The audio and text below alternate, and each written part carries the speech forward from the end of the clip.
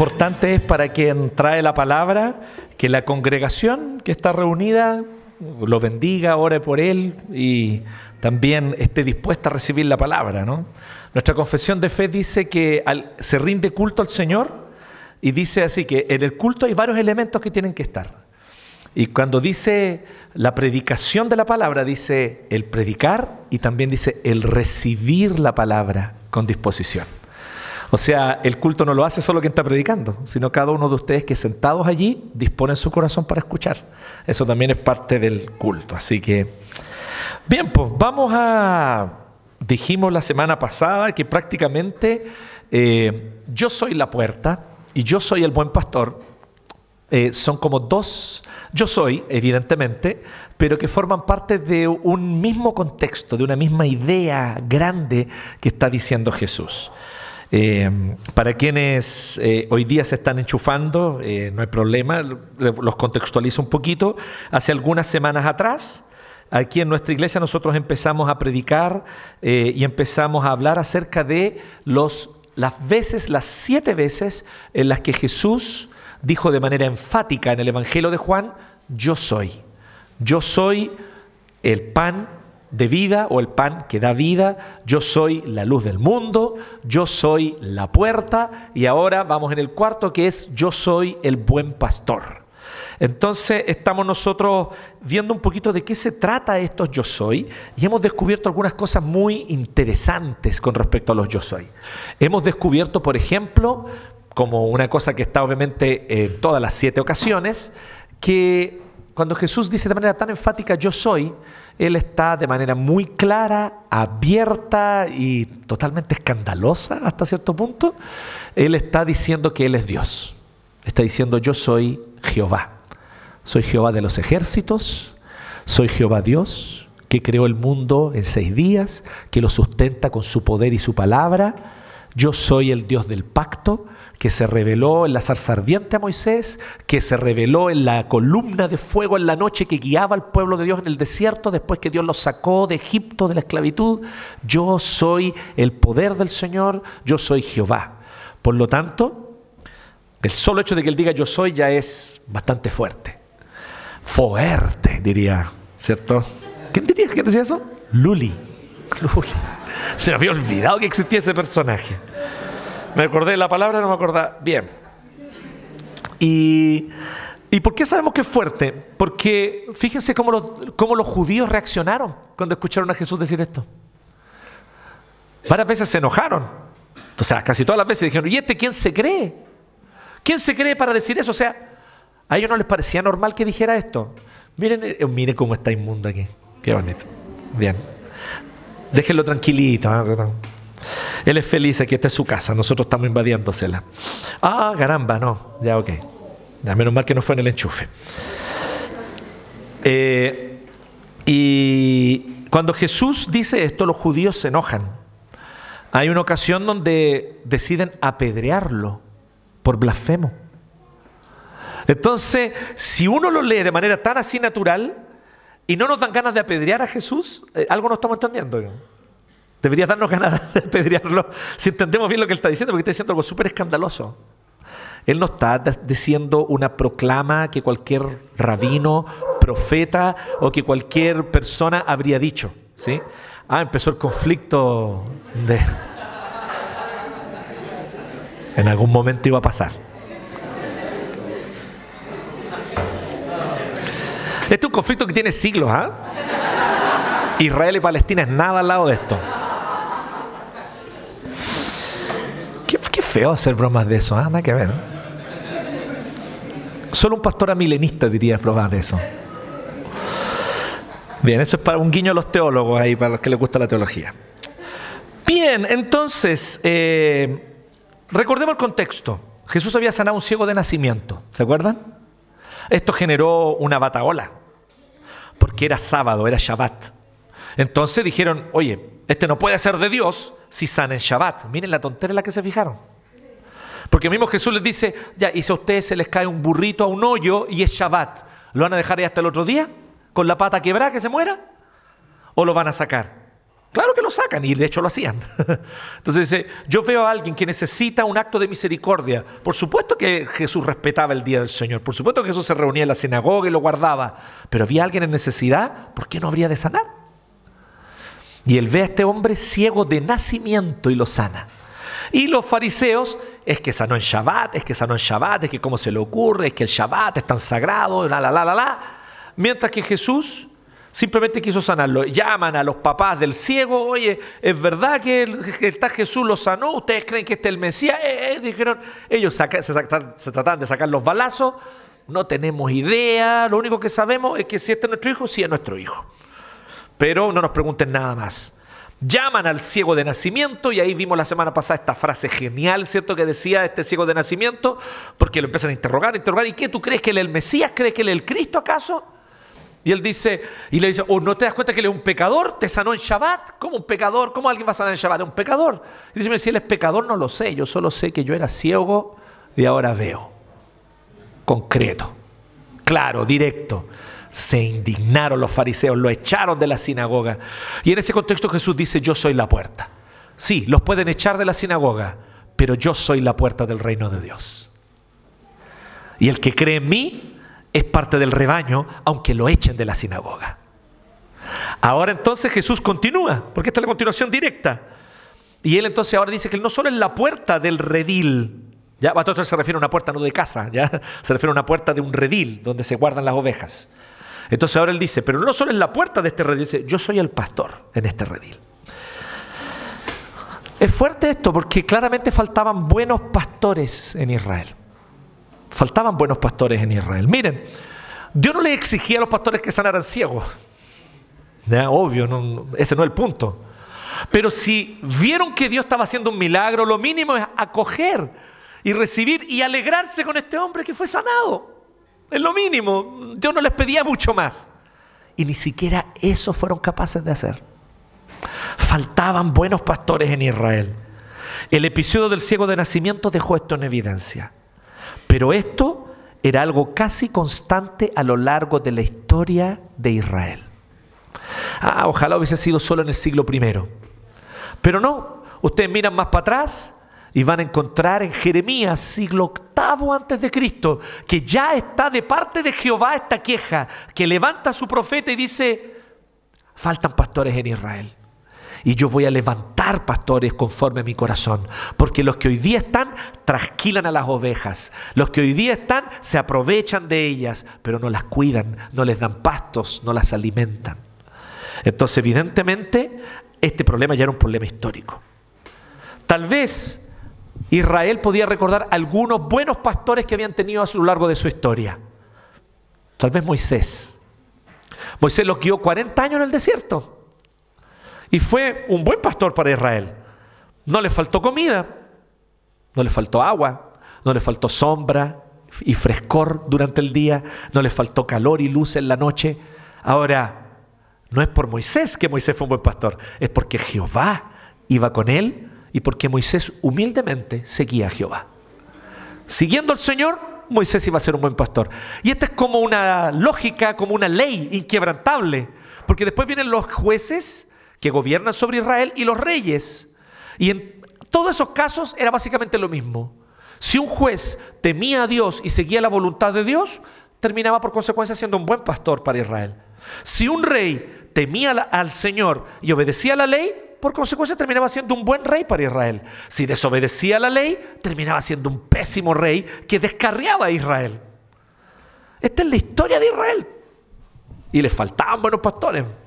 Podemos contarlos, de hecho, de alguna manera, como que si hacemos memoria, los que conocen la historia de Israel del Antiguo Testamento, podemos partir con Moisés y después podemos recordar a Josué, ciertamente, pero ya después de Josué la cosa se pone medio turbia, ¿no? Y el Señor, si bien levanta algunos personajes que libertan al pueblo en momentos puntuales, son pocos los que realmente guían al pueblo del Señor de buena manera. Entonces, sí, podemos recordar a Gedeón por un tiempo por lo menos. Sansón era un tiro al aire, pero Dios lo usó. Sí, era un cabeza de músculos, pero por lo menos tuvo un último momento donde también fue glorioso, donde él se arrepiente delante del Señor y liberta a Israel de muchos filisteos. Tenemos a Débora, que ella profetizó y fue también alguien que guió al pueblo en un momento muy complejo, ¿sí? Así que también hay mujeres allí. Escandalizados. Pero sí está Débora, pero una nomás entre muchos, no se entusiasmen tanto. Qué malo. No es el tema de hoy. Entonces, el asunto es que vemos que Dios levanta antes de David, Samuel. Samuel fue un buen pastor para Israel, guió al pueblo con temor del Señor. Él aprende de Elí, que era un hombre que temía al Señor, pero que no pastoreaba bien porque él no obedecía al 100% la ley.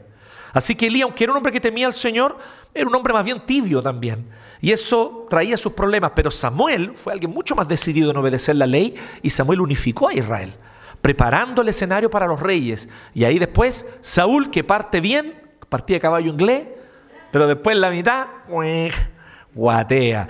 Tenemos a David, varón conforme al corazón de Dios. Fue un rey que guió al pueblo conforme al corazón del Señor. Pero eso no lo hizo libre de pecados. Un hombre pecador y que se mandó unos pecados graves. Pero sabía arrepentirse de sus pecados. Sabía reconocerlos, pedir perdón. Y luego tenemos a Salomón. Y así, y después podemos contar algunos más. Y Salomón también, hacia el final de su vida, se desvió su corazón. Y entonces esto prepara el escenario para lo que viene después. En fin. Lo importante es esto. Jeremías, ya después, bastante más avanzado en esta historia, siglo VIII antes de Cristo, dice entonces: yo les daré pastores conforme a mi corazón. Concepto de pastor es distinto al concepto de pastor que tenemos hoy día. Hoy un pastor es alguien que debería tenerlos, dones del Señor para enseñar la palabra, predicarla, y a través de la enseñanza y la predicación de la palabra ejercer el gobierno de la iglesia junto con otros presbíteros ancianos de la iglesia. Eso es un pastor en la tradición reformada. No me pidan más, porque eso es lo que hay. ¿Sí? No me pidan más de lo que puedo dar, diría, ¿cierto?, Alberto Plaza. ¿Sí? Entonces, eso es. Pero en el Antiguo Testamento y hasta la venida de Jesús, la idea de pastor es más profunda. No más profunda, más amplia. No solamente requería de ellos que lideraran espiritualmente al pueblo, ellos eran líderes políticos. Porque Israel, recuerden que era una nación política. ¿Sí? Ocupando un territorio, con un gobierno, con reyes. ¿Sí? Entonces, el concepto pastores de Jeremías y el concepto pastores que Jesús está usando aquí es un concepto en toda su amplitud. Alguien que guía al pueblo socialmente, espiritualmente, políticamente, en todos los aspectos. Cosas que jamás, nunca un pastor va a hacer en la tradición reformada, ni debe hacerlo. El único que es pastor en ese sentido del término total, amplio, completo, es Jesús. El único pastor de la iglesia en ese sentido. Los demás somos pastorcitos, ¿sí? P con P minúscula y bien chiquitita la P. ¿Ya? Eso no somos los demás. Pero el pastor con P mayúscula es solo Cristo, que gobierna su iglesia de manera total, completa. Que de hecho los pastorea a cada uno de ustedes cuando yo no puedo estar. ¿Quién viene en la madrugada al corazón de ustedes a consolar el corazón cuando está triste, cuando está desolado? ¿Quién es el que entiende los pesares, los dolores de ustedes? Yo no. Es Jesús. Él es el buen pastor. Y Él está allí, 100% disponible para cuidar a sus ovejas. En ese sentido, los que somos pastores con P minúscula, solamente, en eso sí nos parecemos a los otros, debemos seguir a Dios, obedecer al Señor, enseñar su palabra, que el Señor guía a su pueblo con su palabra. Entonces, aquí Él está hablando de los líderes religiosos y políticos de Israel. Ese concepto de pastores aquí. Y aquí hay malos pastores, po. O sea, los locos ven un milagro de Dios y en vez de alegrarse, echan al loco de la sinagoga. Ni siquiera echan al que hizo el milagro, que esto hasta yo lo podría entender, ¿ah? Diría, ya, no me venía a robar el gallinero milagrero, ándate. Miren cómo soy yo, ¿ah? Pero eso hasta lo logro entender, que está mal igual, no estoy diciendo que esté bien. Pero puedo entenderlo en lógica humana, pecaminosa pero humana. Pero echar al que vivió el milagro, ¿sí o no? Es súper raro. Es como, no queremos que nada nos quite el poder. Estamos a cargo y nadie va a competir con nosotros. Era complicada la figura de Jesús para ellos. Era complicado, ¿o no? Es como el Mati Fernández en Colo Colo. Hablando de Jesús, hablando de Dios, en medio de todo ese intestino lleno de impíos, drogadictos. ¿Sí o no? ¿O me equivoco, Andy? Y ahí está el Mati diciendo, entréguenle su vida a Jesús, cabros, déjenme dar jugo. Ay, que la garra blanca se arrepienta, esos pecadores. Entonces, Jesús estaba totalmente fuera de onda y no lo lograban entender. Y creo que a nosotros nos pasa también un poco eso con Jesús, ¿eh? Cuando lo leemos lo tratamos de encasillar, ¿no? Ay, sí, el primer revolucionario, el primer liberal, el primer comunista, el primer... Tratamos de encasillar a Jesús y eso es imposible. Jesús, es incasillable. Y entonces, eso es justamente lo que queremos hablar hoy día y yo quiero destacar. Jesús, cuando Él dice yo soy el buen pastor, lo que Él está diciendo es una cosa muy potente, una palabrita, muy simple, pero grábesela. Jesús es un pastor único. Único. Solo Jesús tiene estas características. Jesús es un pastor único. Ni Moisés, que fue un gran pastor de Israel, se le acerca siquiera a las zapatillas de Jesús. Ni Moisés. Jesús es mayor, más grande que Moisés, superior a Moisés, mejor que Moisés. Y Él lo demuestra al decir yo soy el buen pastor. Ya vimos, la declaración yo soy significa Jehová, Yahvé, soy el Dios verdadero, el único. Ya, eso ya lo dice, ya es bastante escandaloso. Pero junto con esto, Él dice 4 cositas que yo quiero decir hoy día que lo hacen único. Miren, primero, del 11 al 13, este pastor es único porque Él da su vida para salvar a las ovejas. Y uno lo lee, si usted es citadino como yo, se crió en la ciudad, no sabe de ovejas, no sabe de cómo se cuidan, no sabe de nada de esto, que es lo que me pasa a mí, uno va y consulta comentarios con especialistas que te hablan de cómo es criar ovejas en el Oriente Medio. Y uno descubre algunas cositas y se da cuenta que lo que Jesús está diciendo es bastante único. Porque me dice, les aseguro, perdón, era el 11, ahora sí. Yo soy el buen pastor da su vida por las ovejas. El asalariado, o sea, el que está contratado para cuidar a las ovejas, a él no le pertenecen las ovejas. Cuando ve que el lobo se acerca, abandona las ovejas, ciertamente.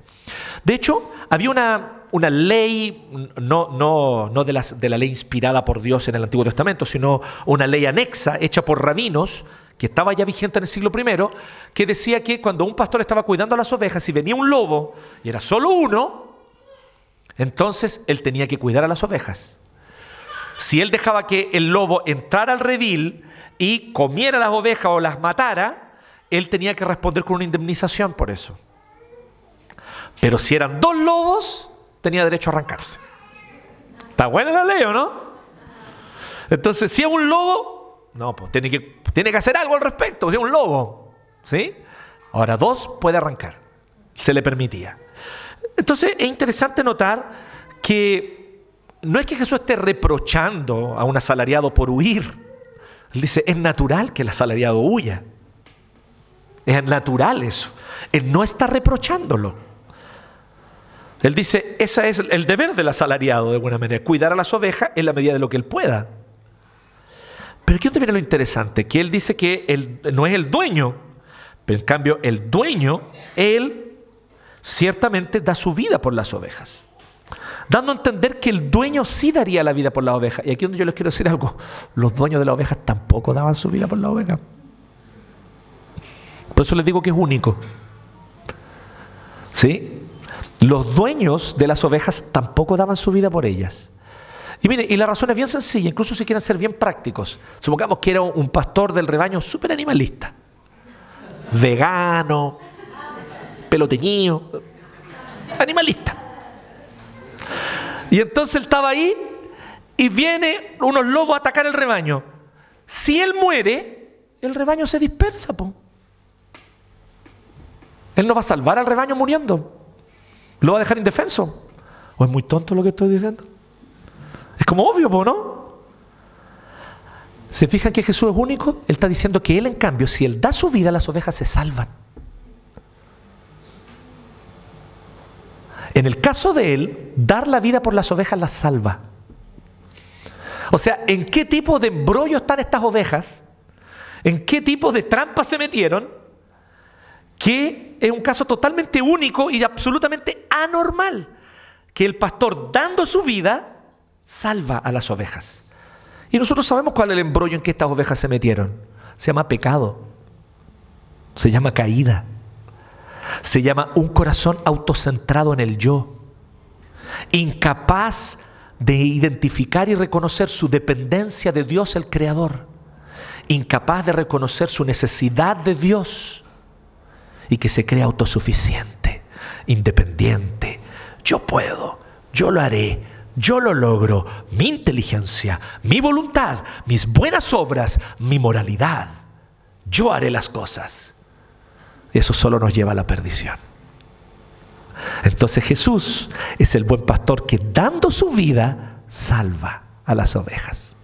Porque dando su vida nos recuerda una cosa: la paga del pecado es muerte. El alma que pecare, esa morirá. Por lo tanto, al morir Cristo en nuestro lugar como sustituto, Él paga el precio, salda la deuda y nos permite reconciliarnos con el Padre. Esta es una historia única, es un relato único. No hay rebaño como este, tan perdido y tan pecador. Y ciertamente por esa causa se necesita un pastor bien único. Y Jesús es un pastor único. Un pastor que, dando su vida, salva a las ovejas. Y miren qué interesante esto. ¿No les parece interesante el cambio? El switch. Él es el pastor y estas son las ovejas. Pero Él es el sacrificio, no una oveja. Él es el sacrificio. Mejor que Moisés, mejor que los sumos sacerdotes, mejor que toda la casta sacerdotal del Antiguo Testamento es Jesús. Él da su vida como sacrificio. Él es el holocausto y no una de las ovejas. Tremendo, ¿eh? 14 y 15. Otra característica única de este pastor. Único. Yo soy el buen pastor. Conozco a mis ovejas. Y yo sé que usted, con su tentación teológica de querer racionalizarlo todo, usted me dirá: pero pastor, obviamente Jesús es Dios y Dios es omnisciente. Obvio que conoce a las ovejas. Y eso es porque usted tiene que prestar atención a cómo la palabra es utilizada en la Biblia. Conocer significa tener intimidad, una relación personal e íntima. Y dice: yo soy el buen pastor. Tengo una relación de amor paternal y me involucro activamente en la vida de mis ovejas. Y ellas se relacionan conmigo y tienen una relación personal de amor como un hijo con un padre. 15. Así como el Padre me conoce, yo lo conozco. Miren el nivel de comunión al que Jesús nos invita. Porque el Padre y el Hijo tienen una comunión eterna.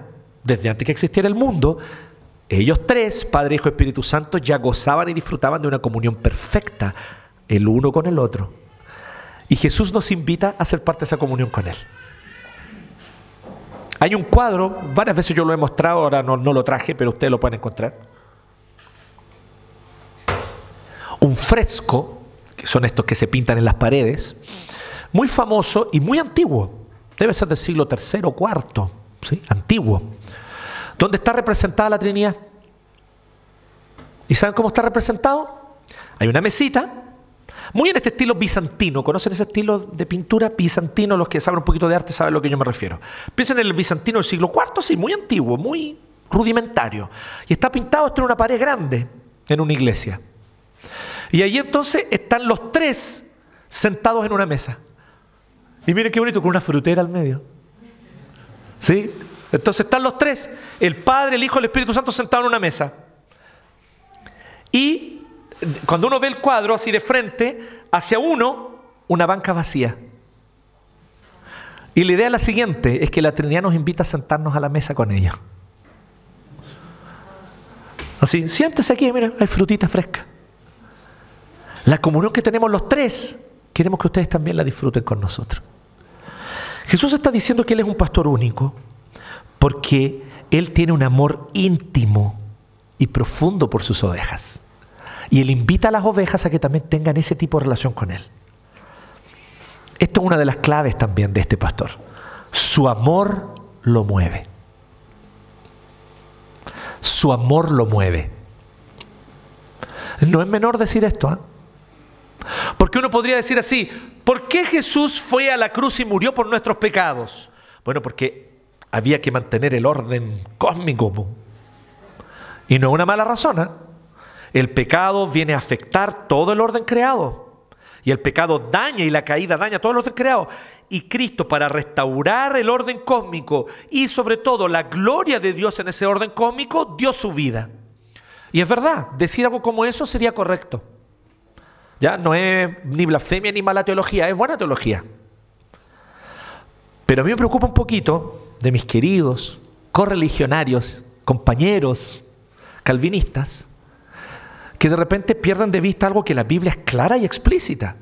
Sí, Jesús dio su vida y ejecutó el plan de salvación porque Él ama la gloria de Dios, sin duda alguna.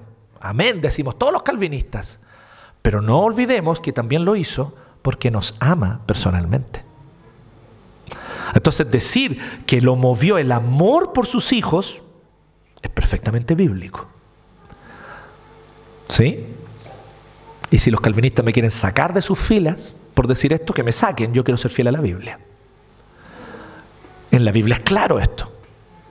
Lo que mueve a Jesús es su amor por sus hijos, su amor por nosotros.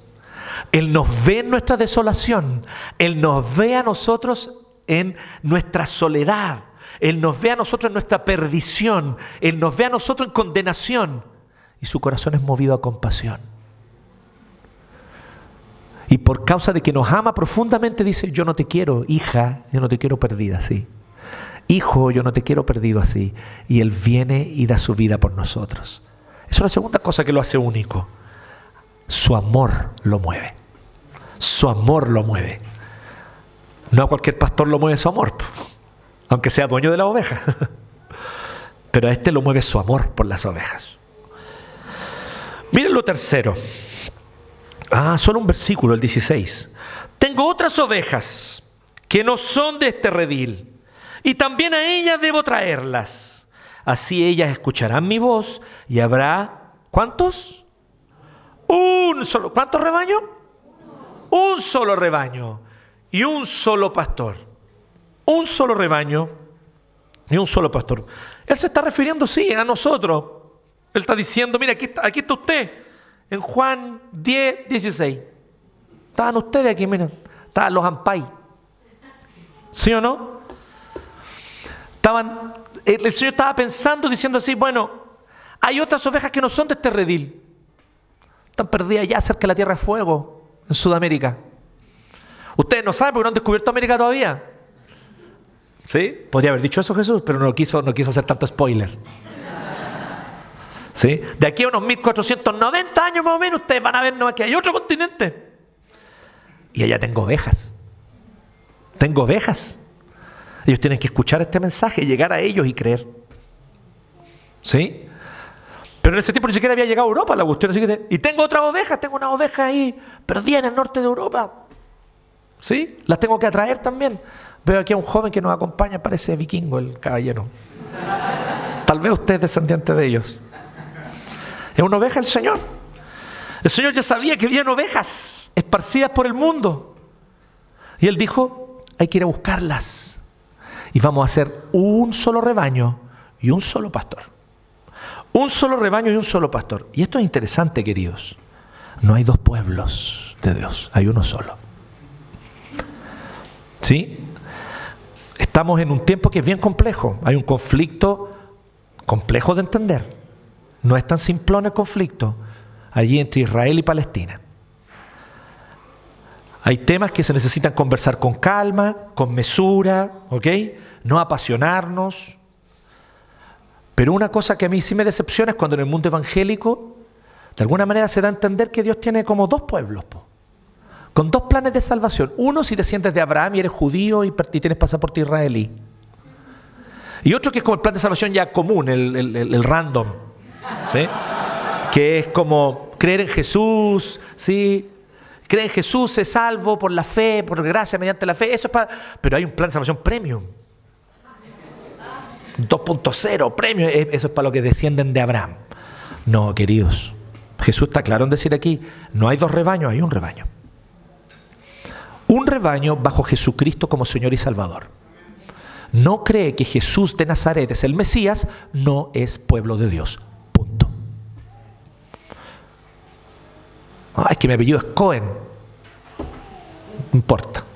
¿Usted no cree que Jesús de Nazaret es el Hijo de Dios, el Mesías? No hay salvación para usted. Usted debe creer esto. Y una vez que cree, no me haga una iglesia aparte, usando cositas en la cabeza, candelabro. Únase a las iglesias que ya están, si es un rebaño y un pastor.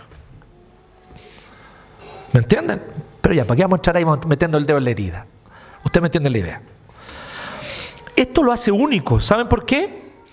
Reconfigura al pueblo escogido. Y aquí yo quiero decir algo que es más profundo. No es simplemente así como que llega Jesús en la historia y dice, ya cabros, ustedes saben, yo soy Jehová. Estoy aquí y vamos a cambiar las reglas. Antes era un pueblo que eran descendientes de Abraham. Entonces, vamos a cambiar las reglas. Ahora va a ser un pueblo multiétnico. No, no es así. Jesús no está cambiando las reglas. Jesús está retomando el propósito que desde el inicio Él dijo que iba a hacer. Cuando Él llama a Abraham, la primera vez, en Génesis capítulo 12, la primera vez cuando recién llama a Abraham, ¿qué le dice? En ti serán benditas todas las familias de la tierra. Siempre el propósito de Dios fue que este mensaje llegara a todas las naciones. Cuando Dios saca al pueblo de Egipto, ¿qué es lo que les dice? Ahí con Moisés todavía vivo y el pueblo recién salido de Egipto en el desierto. De Egipto llamé a Israel mi primogénito.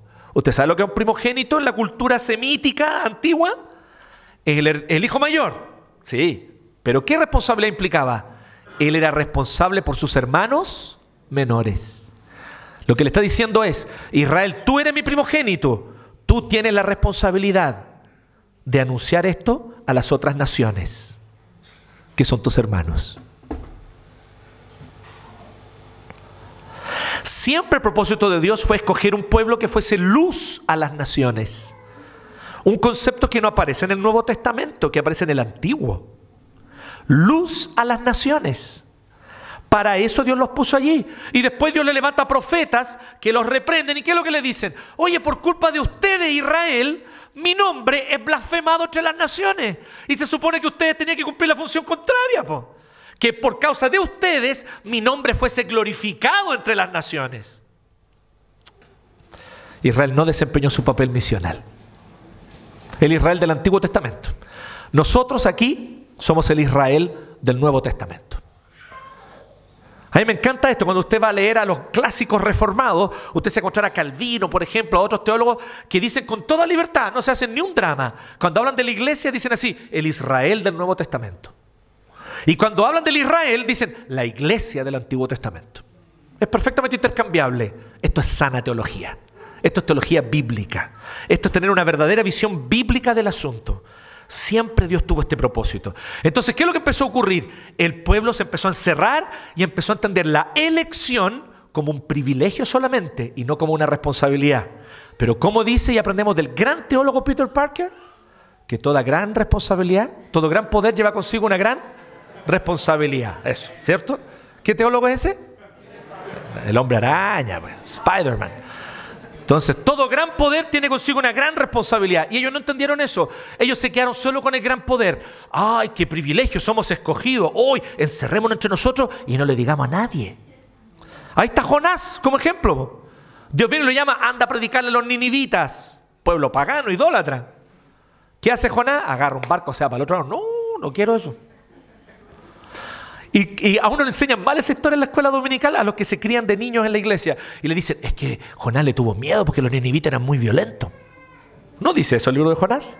De hecho, Jonás mismo dice cuál es la razón. Él la dice al final del libro. Él dice, yo no quise venir a Nínive porque te conozco, Dios. Y yo sé que tú eres misericordioso y que ibas a tener misericordia de ellos y le ibas a perdonar. Por eso no quise venir a predicarles. A ese level el nacionalismo de Jonás, po. Trump, una alpargata al lado de Jonás.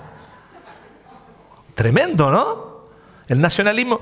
Él no quería que otros supieran. Bueno, este era el sentir del pueblo de Israel y que se fue profundizando. Y cuando llega el siglo I y Jesús aparece en escena, El pueblo está totalmente encerrado en sí mismo. Entonces Jesús no está reconfigurando al pueblo en el sentido de traer algo nuevo. Él está diciendo, loco, ustedes se perdieron. Yo desde el inicio tuve este propósito y ustedes están desperdiciando esto. Ustedes están desperdiciando la tierra que les di. Ustedes están desperdiciando el templo que les di. Ustedes están desperdiciando la casta sacerdotal que les di. Ustedes están desperdiciando todo el sistema de sacrificios que les di. ¿Saben qué más? Esto se acaba aquí.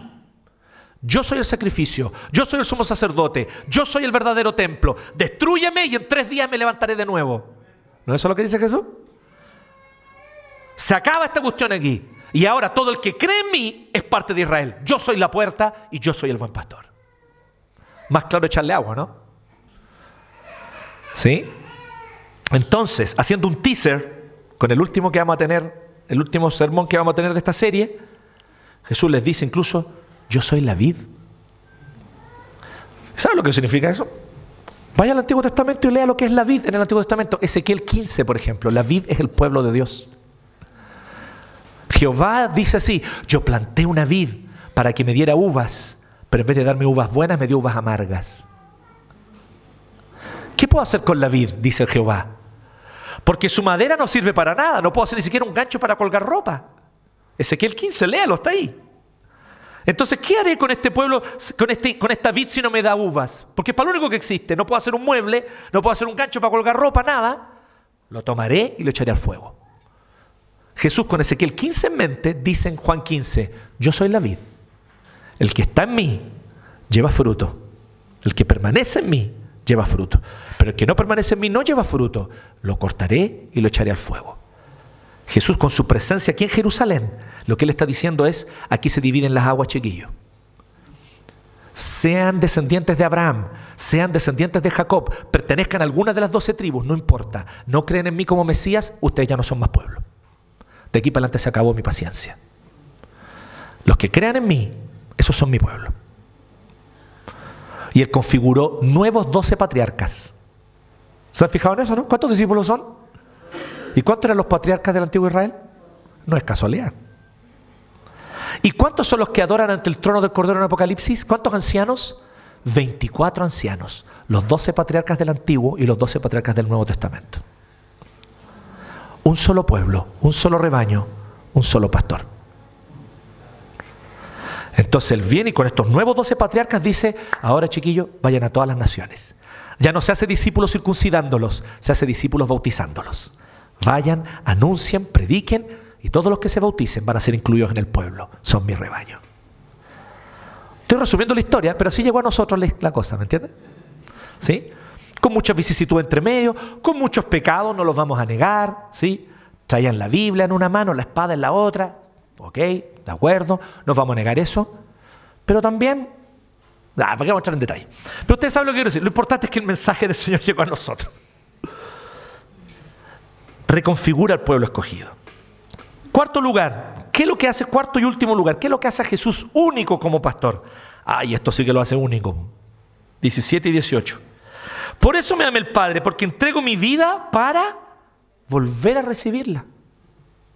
Nadie me la arrebata. Me encanta esa frase de Jesús. Me encanta, lo encuentro absolutamente genial. Él está ahí en Jerusalén, los judíos quieren puro matarlo. Ya habían intentado matarlo, de hecho, y no pudieron. Como que Él está demostrando eso y dice, nadie me quita la vida. Cuando sea el momento yo la voy a poner. ¿Sí? Suena como un poco arrogante, ¿no?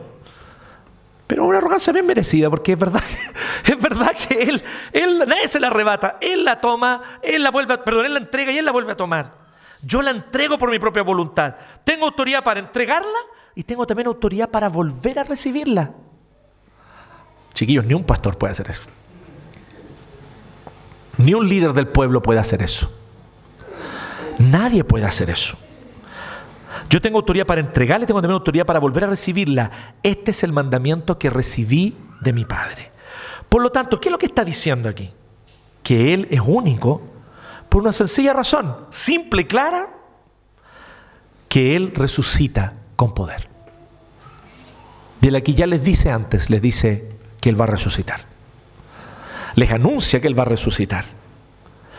A Él la muerte no lo vence, a Él la muerte no lo gana, no le gana. Él vence a la muerte. Él va y enfrenta la muerte cara a cara. Le hace una llave, la pone en el suelo y la destruye. Y luego de eso se levanta victorioso, y ahora para todos los que creen en Él, la muerte ya no tiene poder. Si creemos en Él, la muerte para nosotros es un paso a algo mejor. Estamos aguardando la resurrección final. Cristo volverá en gloria y majestad, y si estamos muertos, resucitaremos para no morir más y para estar para siempre con Él en la nueva creación. Esto Él lo hizo posible mediante su resurrección. Por eso es muy importante comprender la profundidad cósmica y teológica de esto. Vuelvo a decirlo, como lo dije la semana pasada, sé que tal vez es una canallada de mi parte a esta hora de la siesta decirles algo como esto. Pero denme atención 5 minutos. Porque Pablo es muy claro con relación a esto en el Nuevo Testamento. Él dice que Jesús, no solamente al morir en la cruz, Él fue como un cordero que derramó su sangre y permitió el perdón de pecados para nosotros los que creemos personal, individualmente con Él. Sí, es verdad, es eso, pero es más que eso. Pablo dice que literalmente en el cuerpo de Cristo estaba la antigua creación. Él tomó la antigua creación, caída, afectada por el pecado, la creación de Adán, la llevó a la cruz, la clavó en la cruz y la mató. Va a la tumba. Y de la tumba vacía, al tercer día se corre la piedra y sale la nueva creación, un nuevo cuerpo, que es el cuerpo que tendremos nosotros, no más afectado por la enfermedad, por la corrupción, por la podredumbre ni por la muerte. Y con ese cuerpo Él resucitó al tercer día. Y es el cuerpo que tendremos nosotros cuando resucitaremos, y es el tipo de naturaleza que tendrá la nueva creación cuando Él vuelva en gloria y majestad y la inaugure de manera definitiva. ¿Saben lo que significa esto? Que la nueva creación ya empezó. Cuando esa piedra se corrió de esa tumba y Cristo salió de ella. Por lo tanto, es un evento cósmico, de proporciones cósmicas. Cristo trajo un nuevo mundo. Cristo trajo un nuevo mundo, una nueva realidad, una nueva era. No, la nueva era no es la era de Acuario. Sí, es para los hippies. Algunos se acordarán, se cayó el carnet también con esa. Se me cayó el carnet. Sí, había un gran musical sobre eso, sí. Pero hereje, pero era buena el musical. No, la nueva era no es, partió en los años 60 con los hippies. No, la nueva era partió con Jesús, muriendo y resucitando. Su muerte y resurrección trajo una nueva era para la humanidad y para toda la creación. Él mató la antigua creación en la cruz y trajo a existencia la nueva creación en la tumba vacía. Nuestra esperanza, chiquillos, no es un buen anhelo. Ay, ojalá esto ocurra. No. Cristo va a volver. Y volverá en gloria y majestad. Y cuando Él vuelva, todo ojo le verá. Y Él volverá corporalmente. Volverá corporalmente. Yo les pido de todo corazón y con mucho respeto, ciertamente, pero no presten atención, no den oídos a supuestos maestros cristianos, pastores y predicadores cristianos que niegan la realidad de la resurrección corporal de Jesús. No es que simplemente, ay sí, Jesús resucitó en los corazones que creen en Él con fe. Sí, es como el sentimiento de que Él revivió en nuestros corazones. No, no es un sentimiento, no es una idealización. En cuerpo, carne, hueso, sangre, Jesús salió de esa tumba. Y de esa misma manera, Él volverá en las nubes con gran poder y todo ojo le verá. Y esos teólogos y pastores van a ser los primeros en llorar con crujir de dientes por no haber creído en Él. Usted no caiga en eso. En esta iglesia tenemos clarísimo, Jesús es una realidad histórica. Su resurrección es una realidad histórica. Y su pronto regreso, pareciera que viene luego, dicen algunos. No lo sé, puede ser. Dan ganas, sí. Dan ganas que sea luego. Pero cuando sea, falte mucho, falte poco, va a ser corporalmente, en gloria y majestad. Se van a rasgar los cielos y todo ojo le verá. Y por lo tanto, esto fue posible, ¿por qué? Porque Él resucitó con poder. Juntando todos estos elementos que yo les dije de este único pastor. Entonces cuando Él dice, yo soy el buen pastor, ¿qué es lo que está diciendo Jesús? No hay pastor como yo. Yo soy un pastor único. Nadie, nunca habrá y nunca jamás ha existido, jamás podrá existir alguien que se compare a mí como pastor, dice Jesús. Y se lo digo, chiquillos, alguien como que tiene el cargo de pastor, se lo digo, tiene toda la razón. Absolutamente nadie, jamás nos podremos siquiera llegar a comparar a Jesús. Nunca. Él es único. Da su vida para hacer sacrificio y de esa manera salvarnos. Es movido por su amor, porque nos ama profundamente, como un padre entrañablemente ama a sus hijos. Reconfigura al pueblo para ser un pueblo multiétnico, pero sigue siendo un único pueblo bajo un único pastor que es Él. Y resucita con poder, porque un día volverá con gloria y majestad. Entonces, juntando todos estos elementos, ¿qué es lo que tenemos? El Evangelio. Jesús es el buen pastor, es otra forma más de decir y de anunciar el Evangelio. La buena noticia. La buena noticia de que por amor, en el tiempo designado para ello, Dios personalmente, porque Jesús es Dios, Dios personalmente irrumpió en la historia humana para pagar el precio de sangre por los pecados de su pueblo. Resucitó con poder al tercer día, inaugurando en su propio cuerpo la nueva creación cuando salió de esa tumba.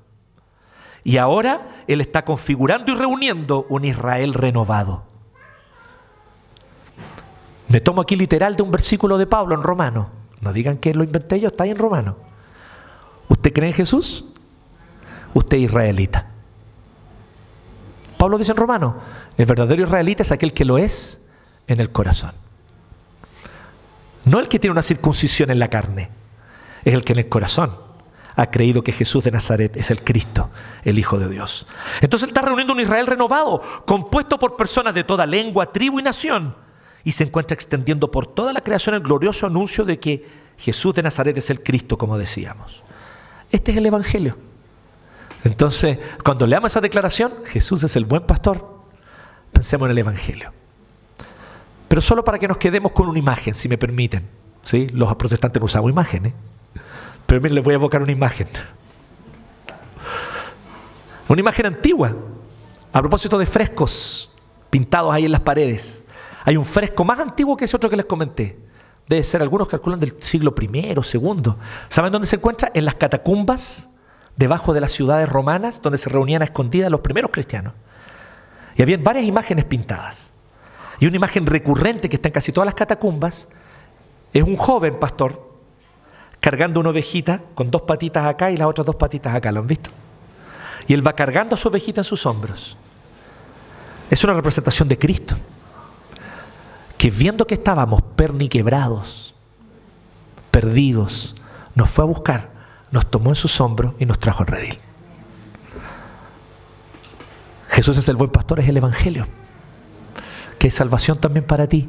Y si tú hoy día estás perdido, si tú hoy día a lo mejor estás aquí, pero en tu corazón estás perdido, estás perdida, estás desorientado, estás quebrado, Jesús es el buen pastor. Deja que Él se acerque a ti, que te tome en sus brazos, que te cargue, que te sane. Él te va a curar, te va a sanar, te va a incorporar al redil, te va a alimentar, te va a cuidar, porque Él te ama entrañablemente. Oremos. Gracias, Señor. Gracias te damos, Dios, porque eres nuestro buen pastor. Gracias, Señor, porque ese título grande en mayúscula no se lo damos a nadie más. Solo tú eres el pastor con mayúscula que apacienta nuestro corazón, que apacienta nuestras almas, que nos cuida, que nos ama y que mediante su sacrificio de sangre nos salvó. ¿Cómo no alabarte? ¿Cómo no agradecerte? Y, Señor, ¿cómo no amarte? Si tú nos has amado con un amor tan profundo. ¿Cómo no amarte si eres tan amable por donde te miremos, Señor? Lleno de ternura, lleno de gracia, lleno de compasión. Ciertamente justo, verdadero. Que nunca llamas a lo malo bueno ni a lo bueno malo. Pero en esa justicia y en esa verdad muestras compasión y misericordia al corazón contrito y arrepentido. Gracias, Señor, por recibirnos en tus brazos, por cargarnos en tus hombros, para hacernos tus hijos. Te alabamos y te agradecemos, Señor Jesús.